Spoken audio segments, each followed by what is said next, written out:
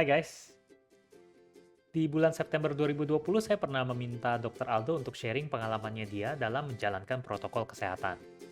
Karena saya tahu Dr. Aldo itu termasuk salah satu orang yang saya kenal yang setiap harinya terpapar oleh virus COVID, bahkan dari sejak awal pandemi. Tapi ajaibnya Dr. Aldo sampai sekarang belum pernah kena COVID. Sekarang setelah 8 bulan berlalu, saya kembali meminta Dr. Aldo untuk membagikan kembali pengalamannya yang mungkin belum disinggung di video sebelumnya. Sekaligus bertanya apakah ada hal-hal ataupun praktek yang berubah dari kesehariannya dia. Yuk, langsung kita simak aja. Rutinitas saya secara runtut ya dari pagi sampai pulang ke rumah sudah saya kemukakan di video protokol kesehatan sebelumnya. Jadi di video ini saya mau mengupdate perubahan-perubahan yang saya lakukan atau modifikasi anggap gitu ya, supaya menjalankan protokol kesehatan ini tentunya makin aman dan juga mempermudah ya. Dan ini versi saya karena saya terapkan dalam kehidupan sehari-hari. Saya mau bahas yang ngurut aja karena protokol kesehatan itu kan 5M. Nomor 1 ya tentang memakai masker. Jadi memakai masker pokoknya begitu saya berada di luar rumah, entah itu hanya sekedar buang sampah di luar halaman atau menerima paket meskipun hanya beberapa detik gitu ya dari orang yang antar paket atau apalah gitu, itu saya selalu pakai masker. Pokoknya begitu menginjakan kaki di luar rumah, langsung biasakan pakai masker kalau saya. Nomor 2, masker-masker yang saya pakai ya, saya sangat jarang atau mungkin tidak pernah ya memakai hanya masker kain saja. Yang saya minimal pakai adalah masker medis.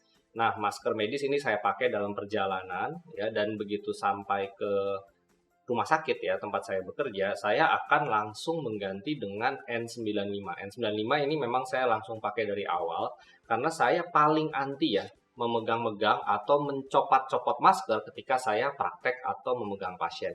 Karena saya benar-benar nggak pengen ada celah sehingga bisa masuk tadi ke area hidung sama mulut. Jadi saya beneran pakai masker terus tuh, dan saya tetap menjalankan puasa ya selama praktek, dalam arti kata selama memakai masker tidak makan dan tidak minum sama sekali. Itu masih rutin saya lakukan sampai sekarang.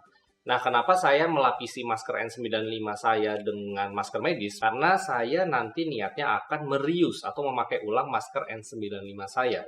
Karena saya kontak erat banget gitu ya, terus ya takut kena debu, takut kotor, kena cipratan air mungkin atau hujan. Jadi saya nambah masker medis tuh hanya lapisan tambahan supaya bagian luarnya tidak cepat kotor. Karena kalau kotor ya otomatis buang, dan harga masker N95 terus terang tidak murah. Ketika saya akan visit atau melihat pasien-pasien yang positif COVID, saya harus menggunakan alat pelindung diri level 3. Nah, level 3 saya mau menyorot di sini ya, mungkin untuk nakes-nakes. Hati-hati, banyak yang sudah mulai lengah dan tidak menggunakan safety goggle. Padahal kan termasuk lewat mata. Jadi selain N95 dan lapis luar lagi masker medis supaya tidak terkena cipratan atau droplet, saya melapisi lagi kacamata saya dengan safety goggle. Plus ditambah lagi dengan face shield. Itu yang saya rutin lakukan dan tidak pernah saya kutak-katik atau copot-copot. Saya copot itu kalau sudah mau melepas APD.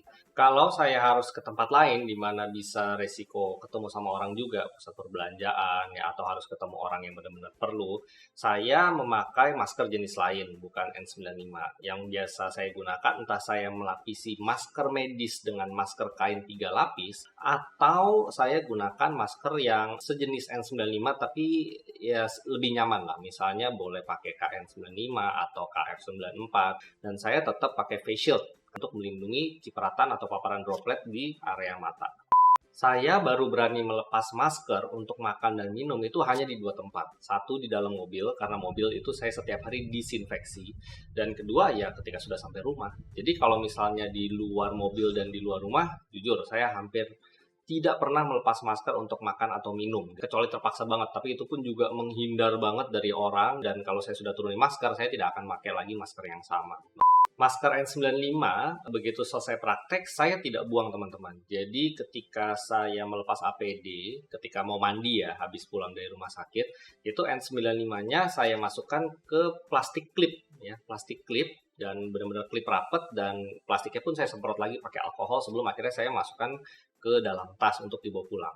Sampai rumah, saya melakukan protokol untuk pemakaian ulang masker tersebut. Nah, yang paling gampang ya menurut saya ya, dan tidak mengurangi kemampuan filtrasi dari maskernya karena tidak dilakukan proses sterilisasi atau dipanaskan atau dipaparkan dengan sinar matahari gitu.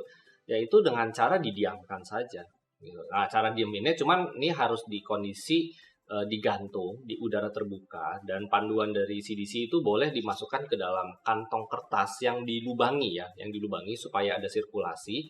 Lalu ya udah maskernya cemplungin aja ke situ, digantung. Nah, digantungnya berapa lama? Panduannya itu minimal 5 hari. Ya kalau saya daripada ribet, ya hari itu kan Senin sampai Minggu gitu. Jadi saya bikin aja tuh ada tertujuh ya, 7 kertas coklat gitu ya, saya tanggali.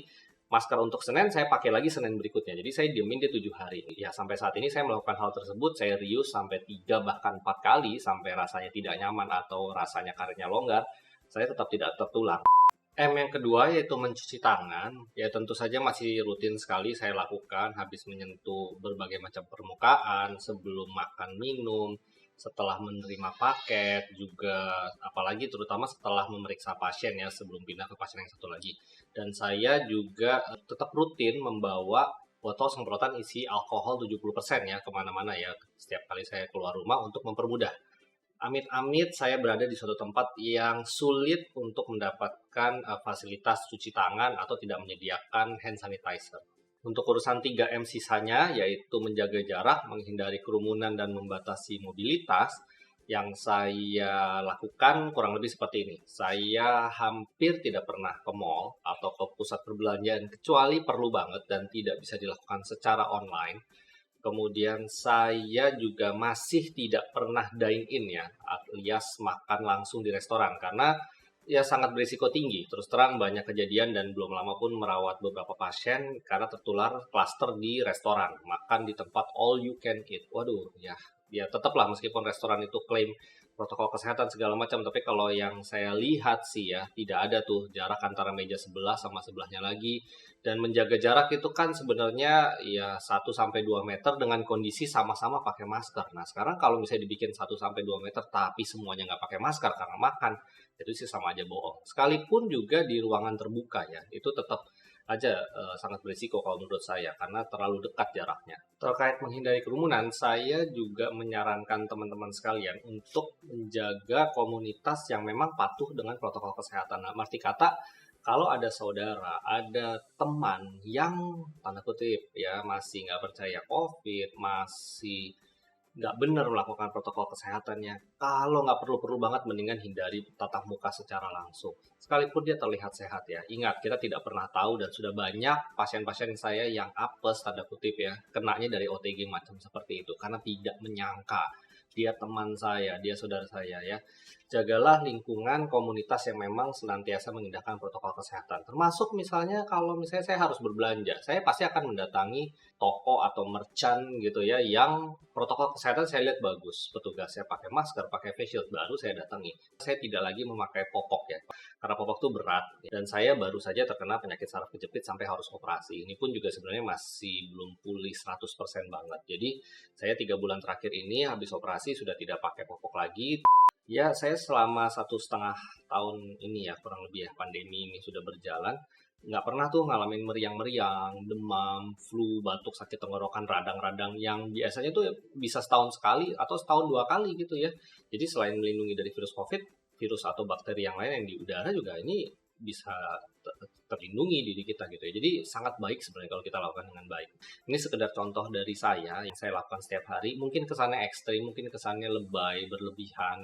Tapi ya saya harap teman-teman paham dengan situasi saya. Saya mau nggak mau harus melihat dan kontak dengan pasien COVID tiap hari karena memang risiko pekerjaan saya. Dan saya tetap harus melindungi anak istri saya, keluarga saya yang saya sayangi. Jadi meskipun kesannya repot, ya harus saya lakukan. Oke, semoga sharing saya berguna. Ingat nih kasus sudah mulai agak naik lagi. Semoga teman-teman senantiasa terlindungi, sehat-sehat selalu, latih terus protokol kesehatannya.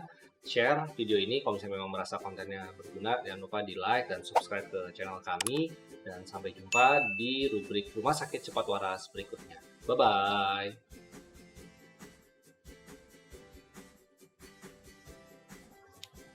Gejala COVID paling sering merupakan adalah gejala saluran nafas bagian atas ya, batuk, pilek, gangguan penciuman ya, tidak bisa membaui bau-bauan, lalu sakit tenggorokan dan demam itu juga termasuk yang paling sering. Tapi bisa juga ditemukan pasien COVID dengan gejala yang tidak khas, misalnya hanya gangguan pencernaan saja, bahkan ada laporan kasus itu pasien COVID ada gangguan di kulit atau juga melibatkan gangguan pada persarafan, bahkan juga pada mata juga sempat ada laporan kasusnya. Jadi sebenarnya bisa sangat bervariasi, tapi memang paling sering gangguan saluran nafas.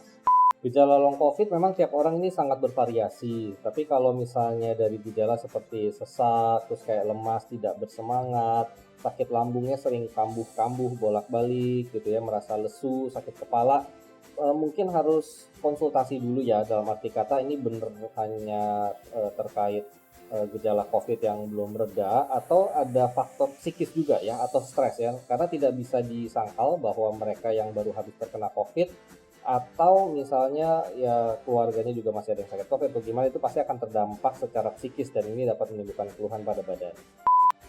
Syarat vaksin AstraZeneca sama saja dengan vaksin-vaksin yang lain, cuman yang perlu diperhatikan adalah bagi calon penerima vaksin yang memang ada penyakit yang berhubungan dengan kardiovaskuler atau penyakit jantung, pembuluh darah, atau misalnya stroke, atau ada riwayat kekentalan darah dan saat ini sedang mengkonsumsi obat-obat pengencer darah, itu baiknya memeriksakan kesehatan dulu ke dokter yang sebelumnya menangani untuk mendapatkan rekomendasi layak atau tidak untuk mendapatkan vaksin AstraZeneca.